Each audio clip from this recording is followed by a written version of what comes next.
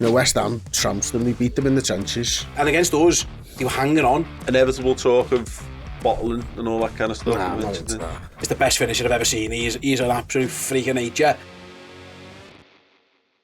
It was really interesting to see Arsenal almost totally wiped the floor with them, almost ready to walk away with it. Could have been a cricket score, doesn't go that way.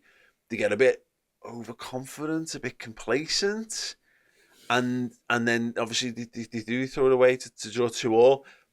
It reminded me, I made this point on Last Man Standing this week, Chris, is that Arteta at 2-0 up, he doesn't need to win 3-0 and he doesn't need to win 4-0. He should probably just go, all right, lads, we're fine here. But this is the problem where they're at in their development. They haven't learned that gear yet. And Liverpool had to do it after 17-18. Klopp's I remember sitting down with him at the end of the season. He was like, goals win your games, defences win your titles. And that became their mission statement, was to get our defence sorted. I think Arsenal are kind of doing that 13-14 Liverpool thing where they're flying, they're running before they've actually learned, before they've gone through the game process. Management comes with experience and age of players and their experience in the game and stuff, doesn't it? You saw most of the second half in that game, and West Ham trounced them. They beat them in the trenches, type of thing, didn't they? And they gave them a bloody nose, and they wanted it more. Quite frankly, that's what it felt like to me, anyway. And Arsenal got really nice football, the tactically brilliant and stuff like that, but they haven't had to learn the hard way how to manage a game yet. Mm-hmm. Yeah, and I disagree though. I think the other way around. I think they should have went for 3-4-5. I think that's where they failed. Because I don't that's the strength of their team, is they're attacking. Mm-hmm. I think this was easy, and not being ruthless. But that's neither or, is it? That's the problem. You're right. I think they should have. West Ham were there to be beat. I think you need to when learn. You've got someone down, mate. I think you need to learn as a team how to manage a game. I think it's massively important. You can blow teams away all you want. Liverpool have blown teams away this season, but we don't manage games well. And we are where we are because we've not managed games well. The start of games, the start of second halves, when we've been in the leads and all that type of stuff. So for them, yeah, you're right. Their attacking prowess is what makes them really good. But you've also got to rest those players, and he hasn't been resting those players because Jesus has been injured and stuff like that. So you've got to make changes, and you've got to learn how to. When you can't make all them changes, you've just got to go. Take 5. I think if you score the third, it's a balance, isn't it? Yeah. You score the third, you stand on the front and you kill. That's how you kill them. What is interesting is like when Jorginho scored that goal. Remember, it bounced off fucking Emi Martinez's head and went in, and they had the win against Bournemouth. Like, this is real title challenging form from Arsenal. Like, yeah, but that's the kind of thing you want in April. It's a bit early for that. Yeah. And now they looked against West Ham. At 2-2, they didn't look like. I know they missed the pen, obviously the Saka thing, but like they didn't look like they were going to hurt West Ham. They looked like, and against us, they were hanging on.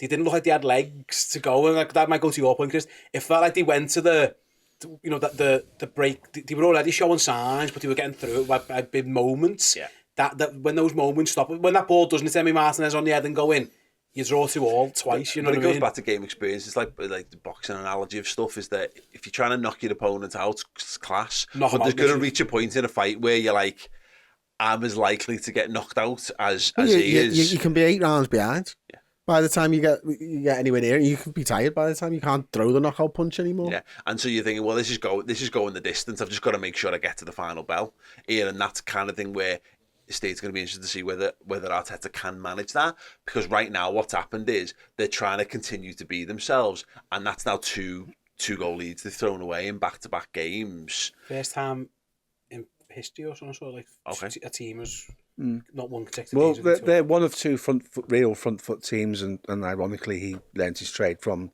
the manager of the other front foot team. You can level the same criticism at City when teams come at them physically and have like the wind in their sails and their tails are up and all those types of comments. They struggle with that. You can get it City, you can overpower City and you can overpower Arsenal. We overpowered Arsenal. That second half performance at Anfield was blood and thunder, as well as a bit of technical ability and graft. But it was about, we smell blood and we want it more, and you could say the same to West Ham. That's both Guardiola's Achilles heel and is going to prove to be Arsenal's Achilles heel. How you dig it, the trenches comment Chris made, how you dig in and stop those things from happening. Neither club can do it. Yeah. And that's going to be whoever does it the best is going to win the title. I know he did well against those, mate, but the goalie's not that good. I keep saying it, like he's not that good. He made some 2 excellent saves against Liverpool, and he's got that in his locker. I think he's all right. That's what I'm saying. He's good. He's a good goalie. He's not a world-class goalie. Yeah, he's good, but he's not. That's what I'm saying. Yeah, that's why I think Arsenal should attack, because I don't think any of their defensive players or the goalkeeper are of a standard where you can invite teams onto. Well, they are. You know what I mean? I don't think they're not going to manage. Liverpool weren't great at managing games, and then they got Alisson and Virgil van Dijk, and all of a sudden they're better at managing games. They're missing Saliba, and they're playing Rob Holding at centre half. And they've got Ramsdale in goal. He's just, and then again, you made it. But they're still playing Granit Xhaka every week, who is just he's like Dejan Lovren of midfield. He's more than good enough to play, apart from games where you need to have a perfect mentality, and he doesn't have a perfect mentality, so he'll explode and he'll cost you in stupid moments. And that's what, again, they are a team that are well ahead of the curve, and that's to be commended and lauded, and it might be just enough for them to just, on pure electricity, get over the line. But I'm looking at it now, and looking at the, first and foremost, looking at the league table, the gap's down to 4 points. City have got a game in hand, and they've still got to play Arsenal. And their games, in terms of what Arsenal have got coming up, they've got Southampton Friday night football at home. So lucky that that's gone that way, because they then play City, as you say, at the Etihad. If that City game was next, I would be Arsenal. This is like on the ropes, a bit punch drunk, because they've not kept the guard up. They've tried to go for the knockout blow and left themselves a little bit open. They might touch lucky here and just get themselves, stabilise themselves with a win against Southampton. But then they've got City away, they've got Chelsea at home, which is obviously 3 guaranteed points, Newcastle away, Brighton at home. They're in danger, aren't they, Arsenal, at the moment? I can't remember what era Liverpool it was, but when we used to lose those leads all the time, and you get into that lead and you start thinking to yourself, fucking hell, needs to be perfect now. Like, there's 2 games on the bounce. Like, that point against us it wasn't 2 points dropped against us. It was a point gained against us in the end. Yeah. It was they should have been using that as the mentality was. We gained the point there. Fucking hell, we should have lost that game in the end. Not that we lost the 2 goals thing. The West Ham one felt slightly different because it's compounded by the Liverpool one as well. Yeah, I agree on that one. Inevitable talk of bottling and all that kind of stuff. Nah, I'm not into that. I think they're running out of steam. I don't think they're bottling it. I think they 13-14 Liverpool might be apt. I think they're probably a little bit better than that if truth be told, but without the star power. Liverpool's 13-14 probably have more world class players in it. But do you just look knackered again? Do you look? I don't know. Who's your game changer? Do you got? I remember the boat. They bring Reece Nelson on. He scores that goal. And we're all thinking it's McAder-esque. Yeah. But like, there's no real game changer. Like, you're looking at your bench. City are going right. There's Alvarez. Deal with him.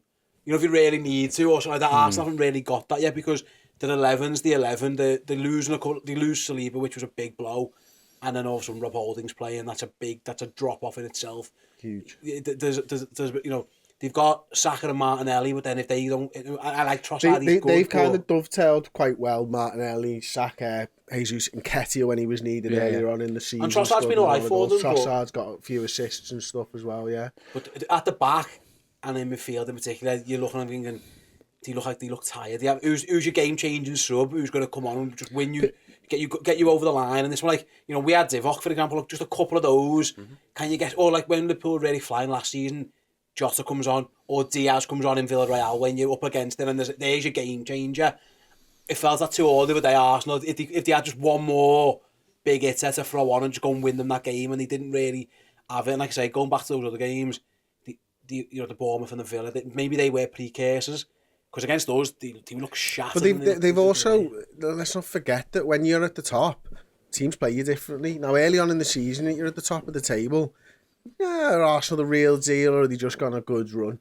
You probably err on good run. Now there's more tape of what they're doing. They've seen more ways of teams that have done well against them. Mourinho, how many times did Mourinho show the blueprint for us and how to make it difficult for us? Like, that's what they're finding. That's a difficult thing to get over when teams change the play. Yeah, and I think this is what's going to make the end of the season most interesting, particularly in that top, from the title and the top 4 race, is the teams that have been there and done it before. Will they get themselves into a situation where that experience will count? And I said it before, and Villarreal was mentioned there. I remember me and Steve being in that game, and I remember saying to you at half time, this is big, because they've got something to lose now. It was great decline. They got themselves in the game. Fantastic. The crowd are all behind it. But now it's like every time we put a shot across their bow, they're going to be shitting themselves because the game's not done. It's all well and good. If you score the goals in the last minute and win it, then that's fine. But with 45 minutes or whatever to play, and now Arsenal are going to be in that situation where they've got City hunting them down, and they are tired, and the minutes in so many of them legs. And you look at Manchester City and think, fucking Erling Haaland had the winter off, and they played 2 pre-season games so that they could end load, so they had something left in the tank by the end. And Newcastle are the same as this as well. City rested Gundogan the other day. And because of where City are and where they've been in the last 5 years, City are currently sitting in autopilot. We know how to do this. Arsenal are going through an emotional roller coaster. Yeah. And that is more tiring than playing games of football. Yeah. So they've been to the rinsed twice. The 2-2s are like 2 defeats to them. Yeah. That's how they'll be looking at it. Sorry, because they missed a pen, Bowen scores, and then Arsenal subs in that game. They brought on Jorginho, Trossard, Nelson, Vieira and Nketiah. The bench, the options weren't, there was no one else. City are playing, they've rested Gundogan.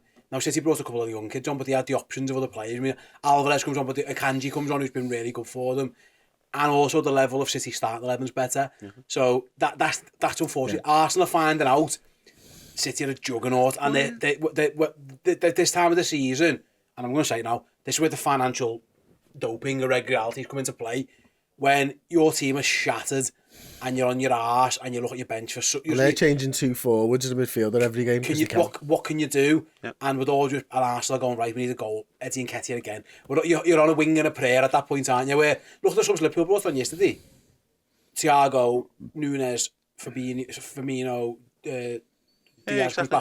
Arsenal's haven't got that at the minute. And this is like, you put short distance runners up against long distance runners, and at this point of the season, this point in a long race, you can be the fastest one out the blocks to all you want. But now City are now, it takes them a little while to warm up and find their stride, but they're just in cruising. Everything's going their way, and Arsenal again, I really go, Jesus Christ, this hurts. My legs hurt, my back hurts, I'm tired here. I'm starting to misstep a little bit and I'm losing my stride, and there's just this relentless running machine coming up behind them. Psychologically, it's got to be easier to have someone in front of you to aim your targets at than to run looking over your shoulder all the time. That being said, we've had this argument in the past, is that we'd always rather be the team ahead of City than the team chasing City because of how good at it they are. No, but to take your long distance thing, I think long distance running is just it. You better lose the guy with a fast finish before you get to the fucking end, though. Because you know the City are on your shoulder. If you haven't lost them by the fucking last lap, you're done. Yeah. You're done. And that's what it feels like with Manchester City now. But what I will say on Guardiola and the Arteta thing is there is a gulfing class between those two managers. And I think you might be starting to see that more towards the end of the season. You've got 15 years of experience at the top, winning European Cups, Premier Leagues, all kinds of trophies in between. When Guardiola and Arteta last faced each other in the City-Arsenal game, both teams went with the box midfield. Half time, I think I'm right in saying Arsenal went ahead in that game, aren't I?